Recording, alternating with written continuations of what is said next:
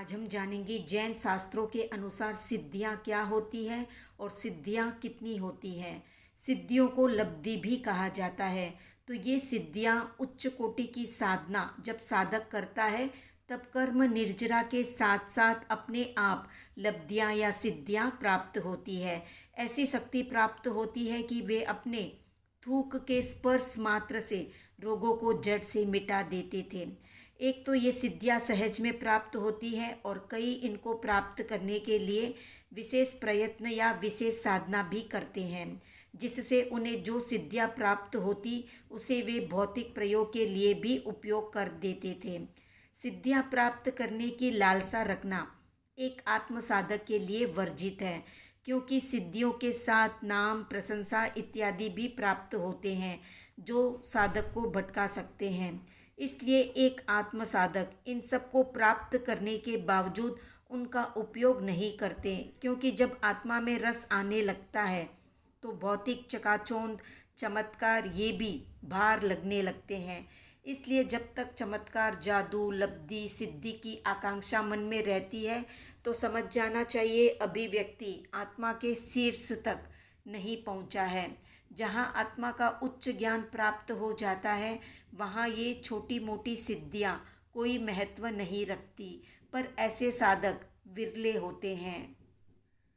अगर किसी को देव आशीर्वाद भी मिल जाता है तो भी व्यक्ति बढ़ चढ़कर उसका बखान करता है। अगर सिद्धि मिल जाए तो व्यक्ति के पांव जमीन पर टिकना मुश्किल हो जाएगा। इसीलिए ये सिद्धियाँ पहुँचे हुए साधकों को ही प्राप्त होती है, हर किसी को नहीं होती।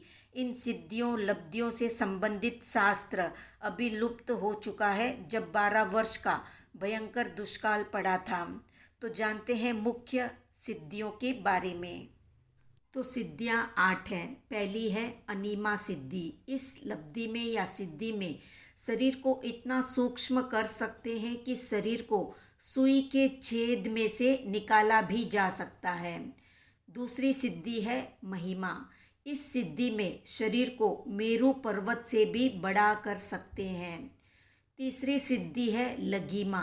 इस सिद्धि में शरीर को हवा से भी हल्का कर सकते हैं। चौथी सिद्धि है गरिमा। इस सिद्धि में शरीर का वजन इतना बड़ा कर सकते हैं कि वो वज्र से भी भारी हो जाता है। पांचवी सिद्धि है प्राप्ति शक्ति। इस सिद्धि से अपने शरीर की इतनी ऊंचाई कर सकते हैं कि भूमि पर खड़े रहते हुए भी अंगुलियों से मेरू पर्वत और ग्रह नक्षत्र आदि को छू सकते हैं। छठी सिद्धि है प्रकाम्य शक्ति। इस सिद्धि से जमीन में पानी की तरह डुबकी लगा सकते हैं, पानी पर जमीन की तरह चल सकते हैं। सातवीं सिद्धि है ईशित्व। इस लब्धि में या सिद्धि में तीर्थंकर की, चक्रवर्ती की और इंद्र की रिद्धि प्रकट करने की शक्ति प्राप्त होती है। आठवीं सिद्धि है वशित्व। इस सिद्धि में शेर आदि क्रूर विकराल जानवर को भी हम वश में कर सकते हैं।